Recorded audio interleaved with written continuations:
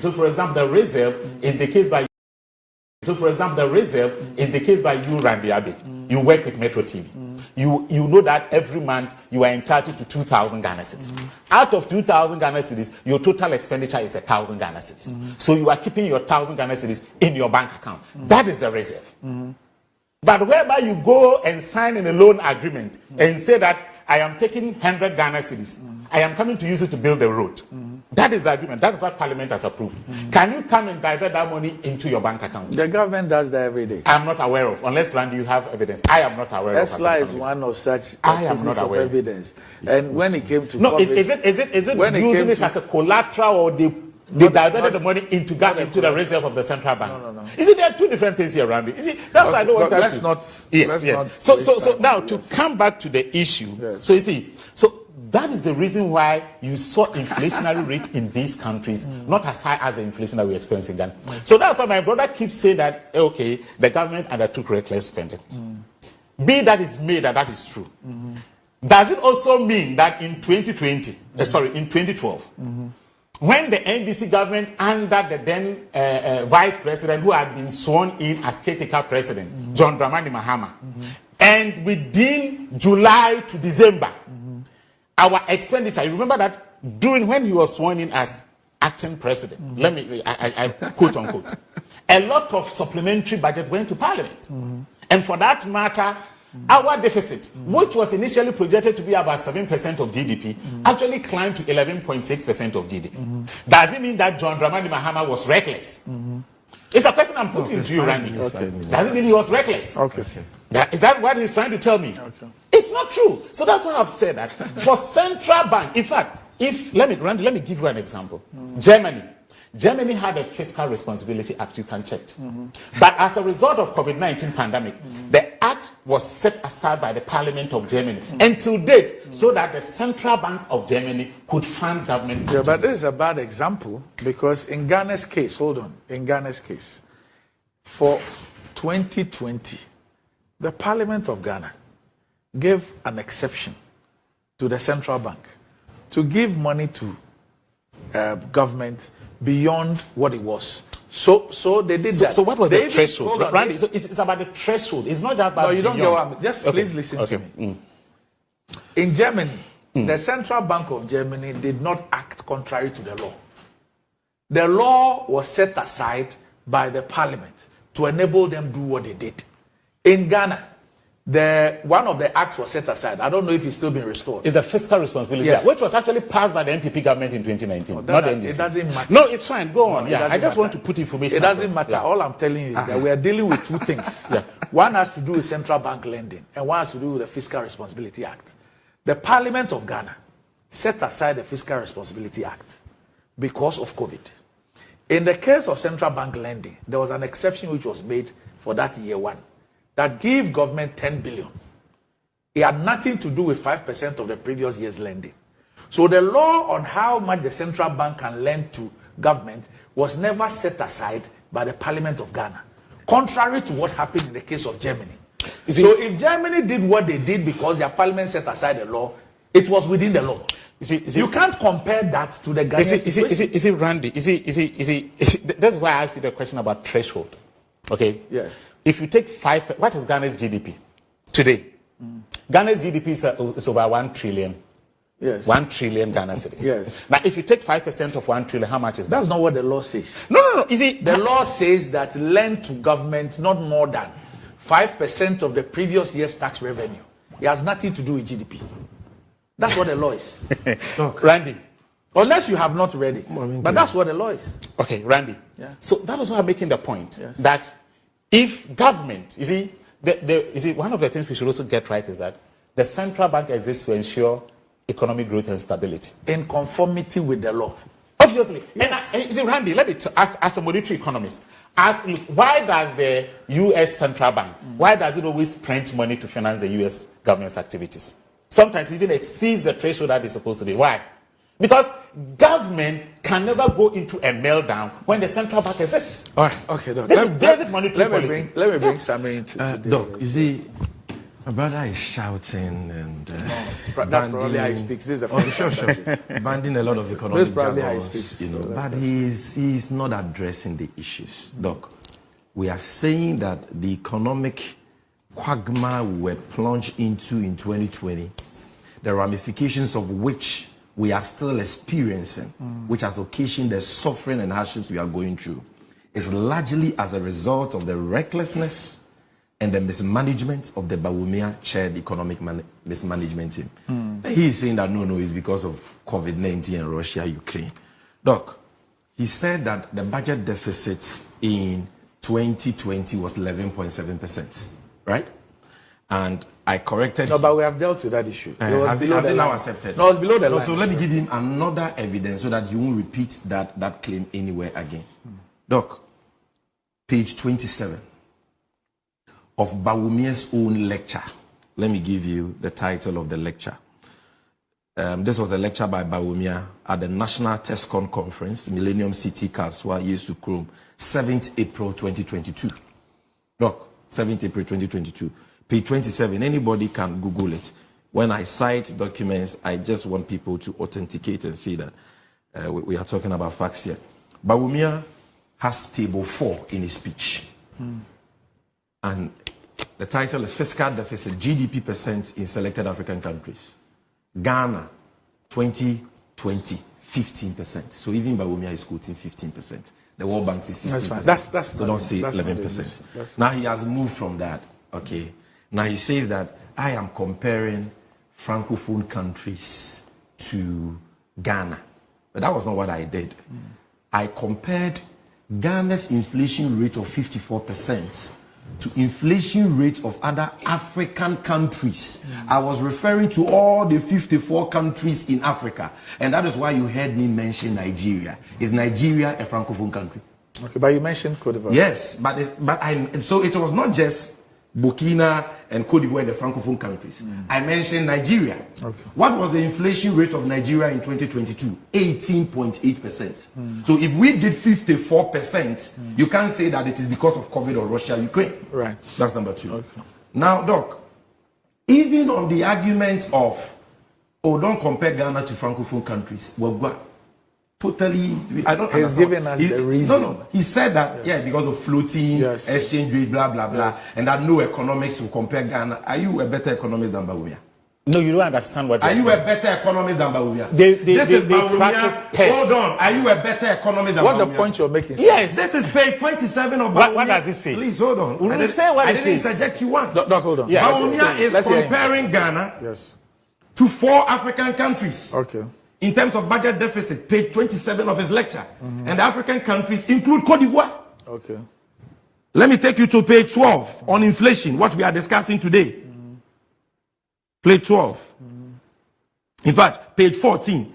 Inflation rate in selected African countries. He does the comparison and analysis. You don't have time, I would have read that to you. Yeah. He compares that to USA, UK, Nigeria, Cote d'Ivoire, Ghana. That is the table. What is the meaning of this? Who introduced Cote d'Ivoire and Francophone countries as comparators in Ghana's political discourse? Is it not a Kufuor and Bawumia? And today you are coming to sit here propounding, strange economic theories that you can't compare Ghana to Cote d'Ivoire. It's not strange. What are you talking about? His view. It's not strange. And his view is not borne out by the fact. That's why I asked him. Yes. When that theory, how long it's been existing? Yeah. I intentionally that view is even flawed, inherently flawed. Let me demonstrate that to you. Right. You see, you may be an economic lecturer, but you see, so I'll go to the point. Look, Doc, inherently flawed. If you claim that inflation, high inflation we chopped in Ghana was because of global factors, and that Biden was even affected, then Francophone countries were not an exception. If Biden's America was affected by the factors you were talking about, then the Francophone countries, whether their currency is pegged to the euro or whatever, will not be an exception. So in that same case, I mentioned the transmission mechanism. That's what I said, right? I have a master's degree in economic policy. No, you don't understand it. I have studied monetary policy just like you. Yes. What is the transmission mechanism? Please. You don't understand it. Let me talk about you don't understand. Hold on. You don't understand it. I didn't interject you. a pandemic. Okay. And I gave you the case of 1939 look, to 1933. so look at this. Which altered the gold standard to the dollar. Chief, Frank, go to your lecture and let me try economics. You don't understand it. Chief. No, don't come and misquote me and say that what you are saying. You don't understand economics. Chief. Monetary. I supervise master students. Chief. Just like yourself. Chief. What do they write? Chief. You don't understand the transmission mechanism. Hold on. So please don't misquote me. That's fine. Quote me well. That's what I'm saying. Correct him. Frank, you made don't misquote me. Look, we are not having a shouting match. It's okay. I was here when you engaged him for about 10 minutes and you went on and on and on. You are saying that I compare Ghana to Francophone countries. Yes. That is a lie. Relative to inflation, I cited inflation rate in Africa in 2022. And Ghana's inflation rate was the third highest. Nigeria is not a Francophone country. I cited that. You lied. Right. Number two, I want to demonstrate to you that in terms of comparing Ghana to Francophone countries, it is Bawumia who knows economics better than you who taught us that. And I have read his economic lectures where he compares Ghana's inflation rate to that of Cote d'Ivoire, Ghana's budget deficit to that of Cote d'Ivoire. So if you are saying that Bawumia Bonwa, say so. Okay. Now again, can we move to? No, hold on, Doc. I beg you. He had 10 minutes. Let's deal with this. No. Doc, I beg you. I'll do this in 2-3 minutes. Sure, no problem. For the youth manifesto. Look, he sat here right now. You see, when they pretend as if they know everything, they end up even contradicting themselves. During his first submission, he stated that the economic challenges we experienced in 2015-2016 was without exogenous shocks. Didn't you hear him say that? Then the 6th year again, second submission,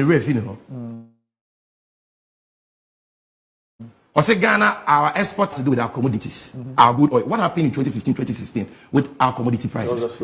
Whether it was oil or gold or cocoa, total collapse of international commodity prices. And you sit here, you say you supervise master students, and you tell us that exogenous factors did not affect Ghana's economy in 2015-2016. What are you talking about? Then again, let me educate you on the law.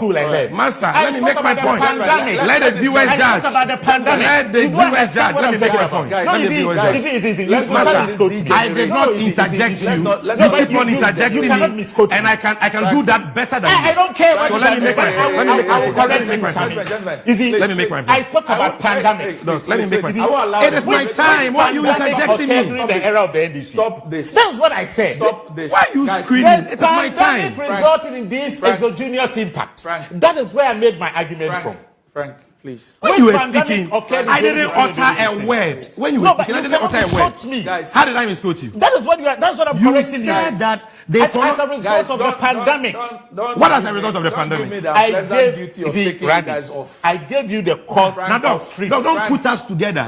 I didn't interject once. This is my time. But I won't sit here. I know Sammy Gyamfi. Please listen to me. I know what he can do. I won't sit here for you to. What I can do? Do I kill people? Can you listen to me? Am I a killer? What so please correct him. Can you listen to me? Yes, what do you want me to correct him about? You see, I said that as a result of the pandemic, it resulted in exogenous impact. And I gave the case of freight, which was $1,300 before.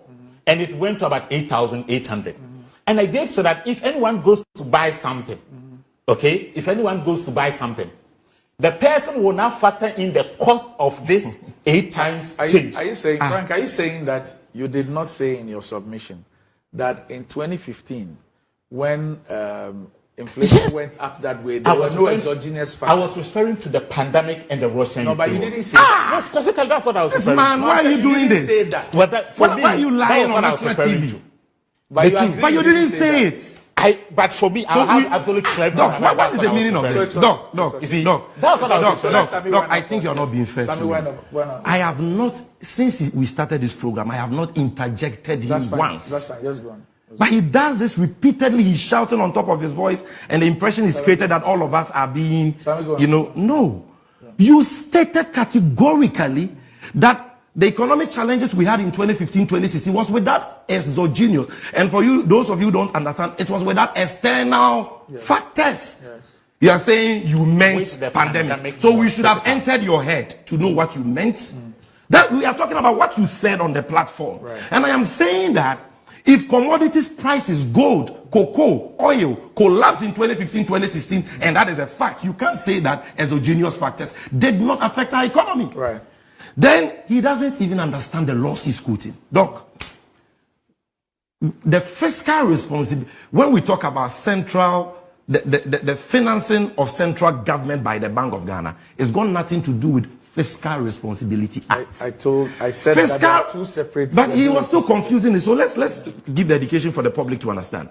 The Fiscal Responsibility Act is an act about fiscal policy. The finance minister is the one with oversight over that. Okay? And it is about the budget deficit, not crossing a threshold of 5%. So in emergencies, the Parliament of Ghana can increase the threshold. Yes. You understand? When it comes to the central bank printing money to finance government, it is a function of the Bank of Ghana Act, Section 30. It's got nothing to do with fiscal responsibility under the finance minister.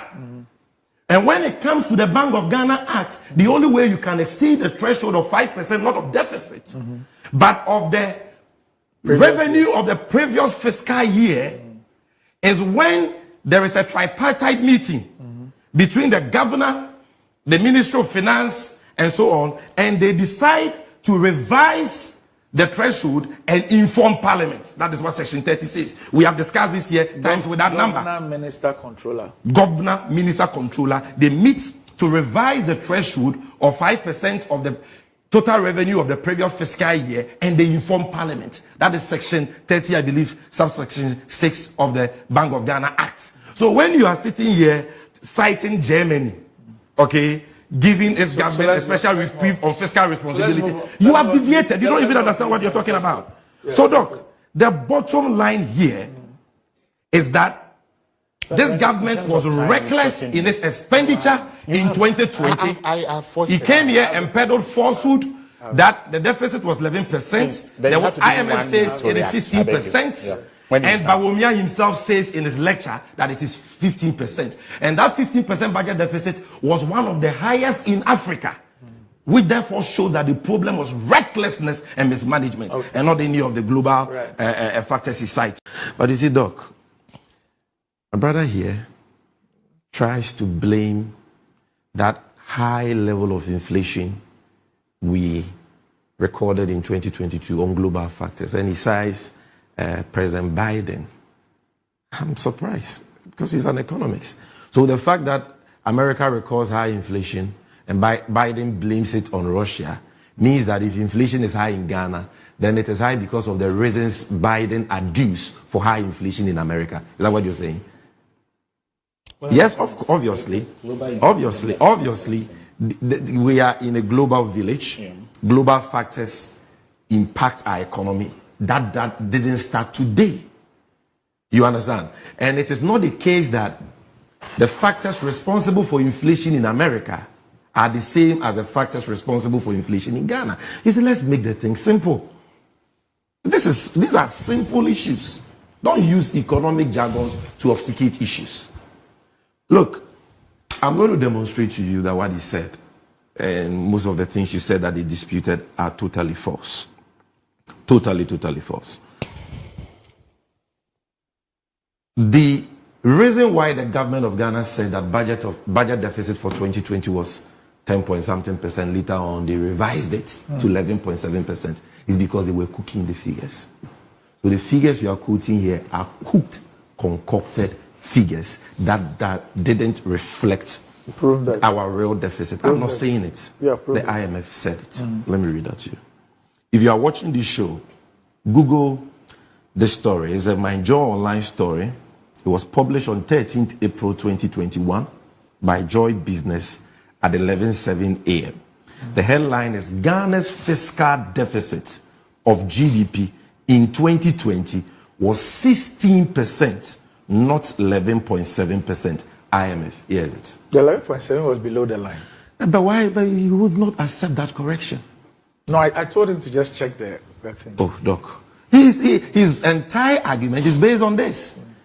And that is why he's saying that recklessness and mismanagement was not a reason for a high deficit. That was a below the line reporting. Look, cooked figures. Sometimes when we say the below the line, people don't understand. Hiding liabilities of government, which should be part of its deficit calculation. And please, if you don't understand the deficit, what we are simply talking about is the difference between government's expenditure as against revenue.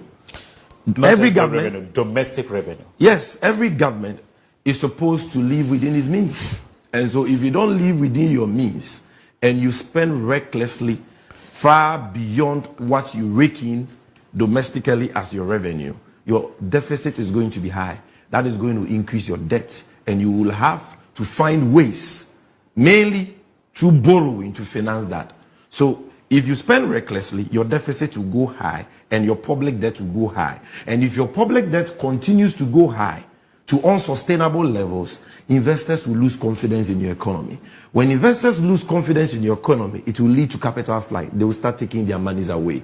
If they start taking their monies away, your cedi will depreciate. When your cedi depreciates, because your economy is largely import dependent, prices will go up. That is the cause of the inflation. It's as simple as that.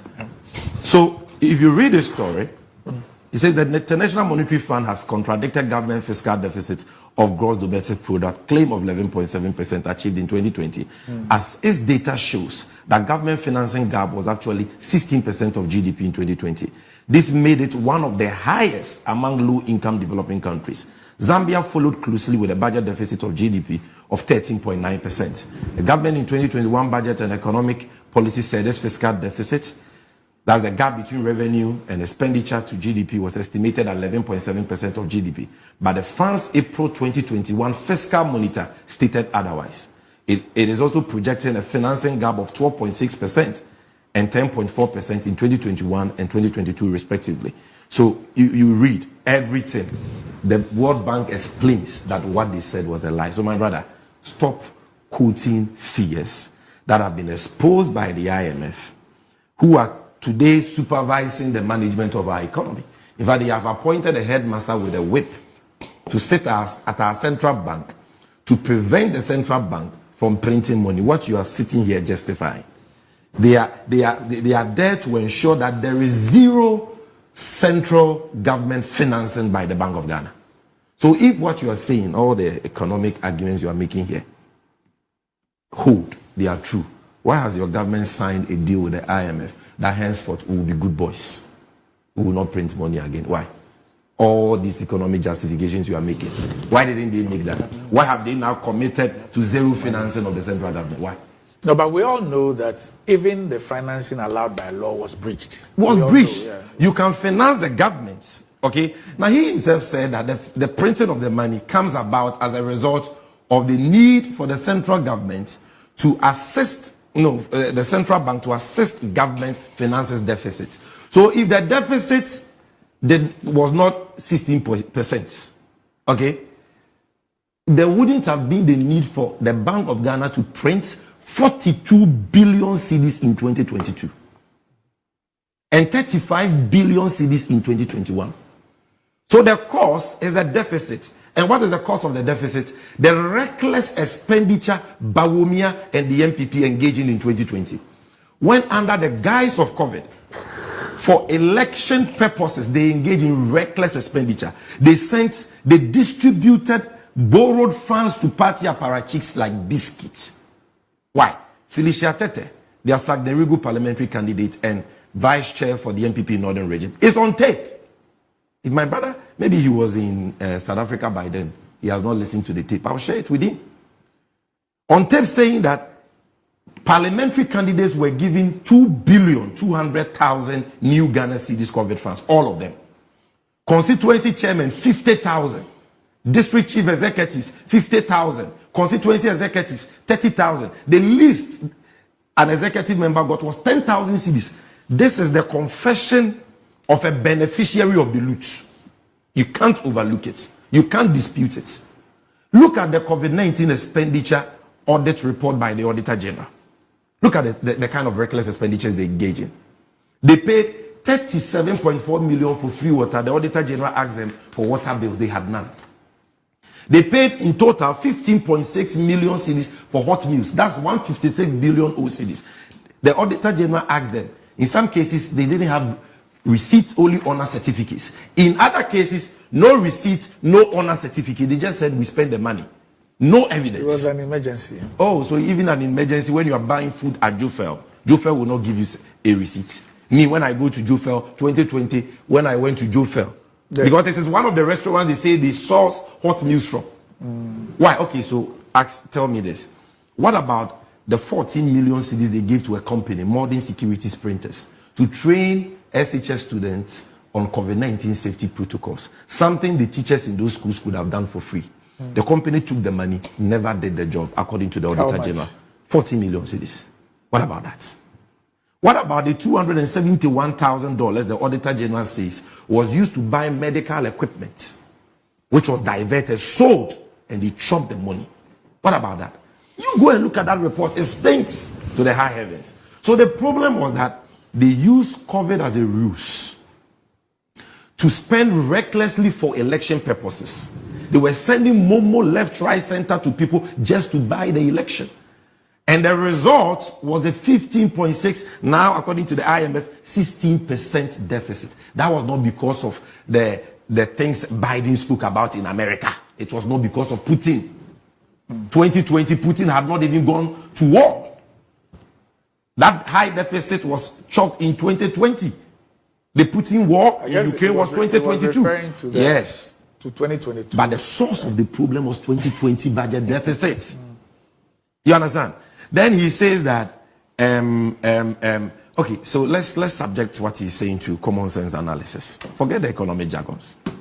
He says that high inflation of 54% that we achieved was not because of the printing of the money.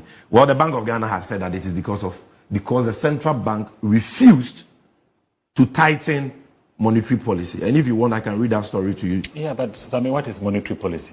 If you want, in fact, even Addison has come out to say that he doesn't look after the Bank of Ghana fingered them. Even when the Bank of Ghana fingered them as being the cause of the hyperinflation we reach, Addison came out. Don't blame us for worsening inflation rate. Bank of Ghana tells World Bank. It is here. So what has and if you read the story, he doesn't give. All he says is that don't blame us. He doesn't give any reason why they should not be blamed. But the World Bank blamed the central. The World Bank blamed them.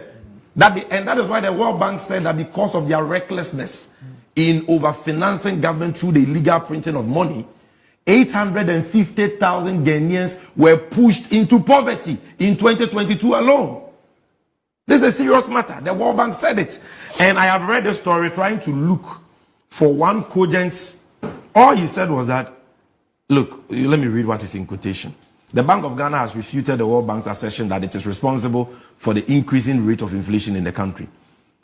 According to the central bank, it cannot be blamed for the rising inflation, which affected various goods and services. Then what is in quotation mark? Let me read that. They are of the other view that the monetary policy tightening is the way to go, except that we are late by the assessment, which I also disagree with, because if I recollect, we started this policy tightening as far back as November 2021. It wasn't in January that we logged out of the market. He was just saying that because Ghana was locked out of the capital market and we could not go on the Eurobond market to borrow money, they had to come to government's aid to finance their deficit. And so even though the law says don't do more than 5% of the total revenue of the previous fiscal year, they did more than 20-30%, printed money illegally, criminally. And that is what the World Bank is saying. So if you want to debate the World Bank, debate the World Bank. If you want to debate the IMF, debate the IMF on what the deficit figures are. But at the end of the day, at least your government has accepted. They have gone there. They have now signed an agreement to be of good behavior. The IMF now has given them a police officer, or if you like, a headmaster with a cane, ensuring, sitting at the central bank, ensuring that they don't print money again. So no matter of economic jargons can change that fact. And you see, if it is true that what we recorded in 2022, that hyperinflation of 54%, was because of some global factors. Only because of global factors. That is what they make it look like. We are not saying that global factors were not parts. But we are saying that, aside that, the major reason was because of the reckless expenditure and the mismanagement of the economy. And Kwaku Kwate, who at some point was a deputy minister. Yes. Good. And until recently was a chairman of the NPP's finance committee in Parliament. No, Parliament's finance committee. Parliament's finance committee. Kwaku Kwate, what has he said? He said the NPP stop lying. He's telling our, he says, stop that. Stop blaming everything on COVID and Russia. That's Kweku Kwate. He was part of the economic, the team of the NPP managing the economy. He knows. He says that, look, it's not only because of global factors. We've been reckless. Kweku Kwate said that. And if you compare the inflation rate of other African countries in 2022, our 54% was the third highest. So how come that these factors you are talking about, a jumped Cote d'Ivoire, a jumped Burkina, a jumped Togo, a jumped Nigeria, you understand? Because in 2020, our inflation rate was even far higher than that of Nigeria. How did they jump all these countries? So don't be citing Biden as an economist. What Biden has said about inflation in America as a result of Putin's war, to come and justify the hyperinflation we chalked in 54% in Ghana. What you did is not the same as what the American government did. And there are significant differences. Don't even go there. Your own MPs, even when they saw that the problem was a mismanagement problem, came together, all of them, and said the finance minister had to go. Ken must go. You remember? If it was because of global factors, why did they say that Ken must go? Because they knew that aside the global factors, there was an element of recklessness and mismanagement. And so, look, the bottom line, like my national youth organizer said, boys they holler, girls they tire. People are suffering. And this marginal reduction in inflation, although good, will not bring about the relief Ghanaians are looking for, because prices will still be high. It is only the rate of increase which has slowed down. Aside that, there are other factors, because when you are discussing the state of an economy, you are not just looking at the inflation rate. Look at the exchange rate today. Today you need almost 16 cedis to get $1. Imagine the impact of that on businesses, on people's lifetime savings. Imagine 16 cedis. You understand? So we are not out of the woods yet. And when our friends come on platforms like this, they must acknowledge that and stop trying to make flimsy excuses, okay, for their own recklessness and mismanagement, which has plunged us into this mess. We were not supposed to get to that hyper level of inflation rate of 54% in 2022 if they had not engaged in the reckless spending they engaged in 2020 and 2021 and 2022. Right. In spite of the global factors, inflation would have still been significantly low, like it was in most of the African countries surrounding us, if they had been responsible and prudent in their economic management. Right.